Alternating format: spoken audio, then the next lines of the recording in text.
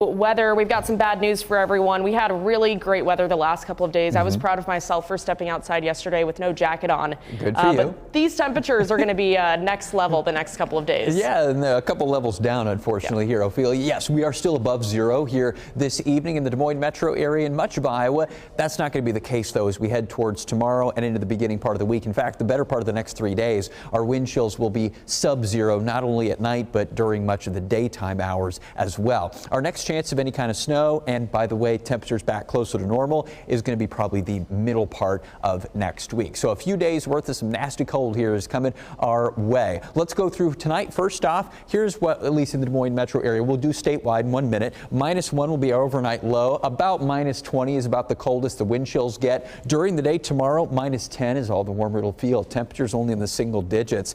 We get to double digits again by Monday, but notice we're still around or a little bit below zero in the wind chill department both Monday afternoon and Tuesday afternoon, or Tuesday as it says on there.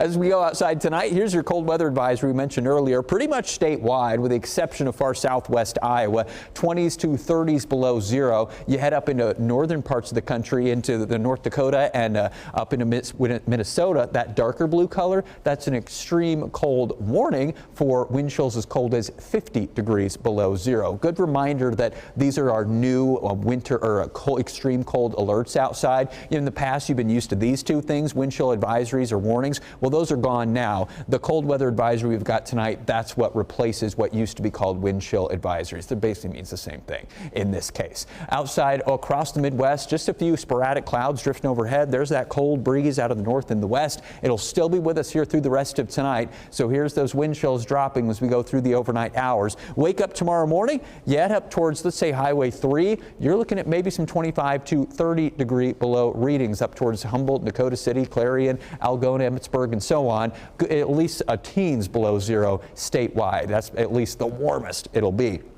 Afternoon hours tomorrow, mostly teens below zero. Again, this is Sunday afternoon, 3 o'clock or so, warmest part of the day. We don't get any relief then through the overnight hours. Still a cold breeze out of the north and west. Here's now Monday. Oh, all right, maybe some single digits below zero here around I-80 and points southward. Then as we head towards Tuesday, we will get high pressure that goes by. The winds die down and then they switch direction, but they're still breezy enough that we still feel pretty frigid. That southwesterly breeze doesn't really help us out until maybe Wednesday. That's when we'll get up back to around freezing for temperatures. We'll also have a front pass through Wednesday that could bring us a few sporadic flurries and then more possibilities for a little bit of some light snowflake action here and there as we head towards Thursday. You see a few of those little pops of some color as we get a little bit of a low pressure trough to pass by. So that's what you're looking for temperatures going back to normal here middle of the week and then onward towards the upcoming weekend. In the meantime, the rest of this weekend, yeah, looking pretty rough. High of 7 degrees tomorrow here in the Des Moines area. Wind chills again probably don't get any warmer than about -10. We stay sub-zero in the wind chill department basically through about Tuesday, and then we crawl out of the basement temperature-wise into the later part of next week. No major weather systems, though, for those who are hoping for some snow. We're still kind of behind in that department. Not much going on there besides those small possibilities Wednesday, Thursday.